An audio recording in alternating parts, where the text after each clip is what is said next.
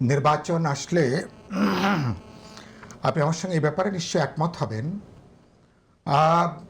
ধরুন 5 বছর পর পর যদি নির্বাচন হতো, যারা দলের জন্য আত্মনিবেদিত প্রাণ নেতা কর্মী সংগঠক, যারা জীবন দিচ্ছেন, জানবাজি লড়াই করছেন, অনেক ত্যাগ স্বীকার করছেন, জীবনের ঝুঁকি নিচ্ছেন, নির্বাচনের সময় এলে অধিকাংশ ক্ষেত্রে তারা বিবেচনার বাইরে থাকেন।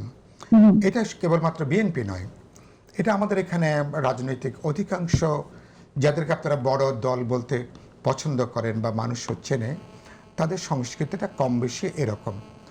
কারা নির্বাচনে জিততে পারবে, মনে করেন যে কোন ঘোড়ার উপরে আপনি বাজি ধরবেন, যে ঘোড়া রেসে থাকতে পারে, জিততে পারে, আর তার প্রথম পরীক্ষা থাকে টাকার জোর, পেশি শক্তি, অথবা ম্যানিপুলেশনের বিভিন্ন যে অ্যাভিনিউজ যেগুলো আছে, আপনি এটাকে কাজে লাগাতে পারে, ইন্টারভেন করতে পারবে, তো এগুলো কাজ করে।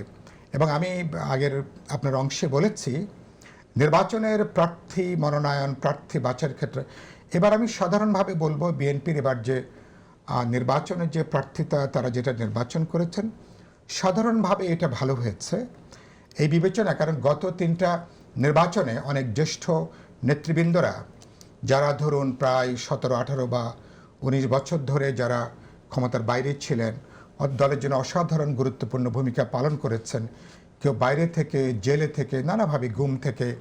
তো এবার বিএনপির এর একটা বড় অংশকে তারা মূল্যায়ন করেছেন। আবার বেশ কিছু আসন হয়েছে, নাম উল্লেখ করে আমি নাইবা বললাম, যেগুলোতে ধরুন বিএনপি সমালোচিত হয়েছে, বিএনপির বদনাম হয়েছে, সুনামটা বাড়েনি। পরবর্তীকালে বিএনপি কিছু আসনে তারা পরিবর্তন করেছেন, দলের ভেতরেও তারা কিছু আসন পরিবর্তন করেছেন। আবার যাদেরকে নিয়ে যুগপৎ আন্দোলনে আমরা বা বিএনপি ছিল, এইসব জায়গাতে বেশ কিছু পরিবর্তনের জায়গাটা এসছে। আপনাদের জন্য সেই স্পেসটা কতটুকু আছে যে আপনারা কিছু কিছু জায়গায় পরিবর্তনের জন্য আসলে একটু বলছি, আপনি 14 পারবেন বা আপনি 14 আসনে দিতে পারবেন, আপনি 14 আসনে যেটা সুযোগ বললেন, আছে এবং সেটা করেন কিনা আপনারা? আমি আপনার প্রশ্নটা ভালো বুঝতে পারিনি, আরেকবার বলবেন।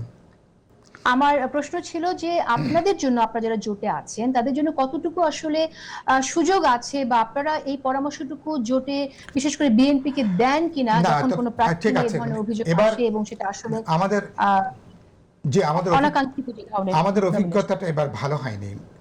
আমি ইতিমধ্যে গণমাধ্যমে খানিকটা আমি উচ্চারণ করেছি, গণতন্ত্র মঞ্চ অথবা যুগপৎ আন্দোলনের সবচেয়ে দুর্দিনের, সবচেয়ে কঠিন সময়ে যারা রাজপথে বুক চিতিয়ে ছিলেন, যারা ঝুঁকি নিয়েছেন, দায়িত্ব নিয়েছেন, এবং বিএনপির শীর্ষস্থানীয় নেতারা যখন জেলে ছিলেন অথবা পালিয়ে থাকতে বা আত্মগোপনে তাদেরকে থাকতে হয়েছে, তখন গোটা আন্দোলনকে যারা বাঁচিয়ে রেখেছেন, যারা টেনে নিয়ে গেছেন, এরকম অনেক দল, অনেক শীর্ষ নেতৃবৃন্দকে বিএনপি এবার উপযুক্তভাবে মূল্যায়ন করতে পারেনি।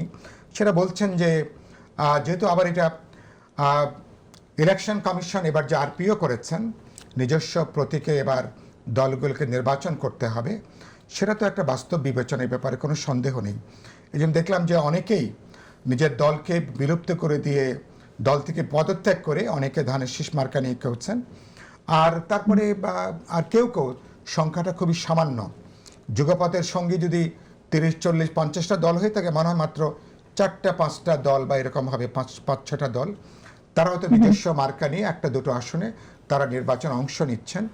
তো এটা খুব এবারকার এই অভিজ্ঞতাটা ভালো হয়নি, এবং বিএনপি শেষ দিকে এসে খানিকটা কিছুটা পথ হারিয়ে ফেললো কিনা, বিশেষ করে ধরুন জামাত যেখানে তার বন্ধু বাড়াচ্ছে, মিত্র বাড়াচ্ছে, এবং এনসিপি অথবা ধরুন মেজর আখতারুজ্জামান অথবা ধরুন কর্নেল অলি, এরকম মানুষজনকে তারা যখন, মানে এটাও তো একটা, যদি বলেন এই রাজনীতির একটা শৈলী, এটাকে কৌশল বলেন, এটাকে দক্ষতা বলেন, বিএনপি এই কৌশলের ক্ষেত্রে খুব বেশি প্রজ্ঞা, দক্ষতার এবার পরিচয় দিতে পারেনি। এই ফলাফলটা কালকে বোঝা যাবে না। এটার যে নেট অভিঘাত যেটা, এই যে একটু বন্ধুটা কমিয়ে ফেলা, বন্ধু ছেটে ফেলা, বা ধরেন অথবা দলের মধ্যে অতিরিক্ত আত্মবিশ্বাস, এটার অভিজ্ঞতা বোঝা যাবে নির্বাচন পরবর্তীকালে। এবারকার অভিজ্ঞতাটা আমাদের জন্য খুব বেশি ইতিবাচক হয়নি।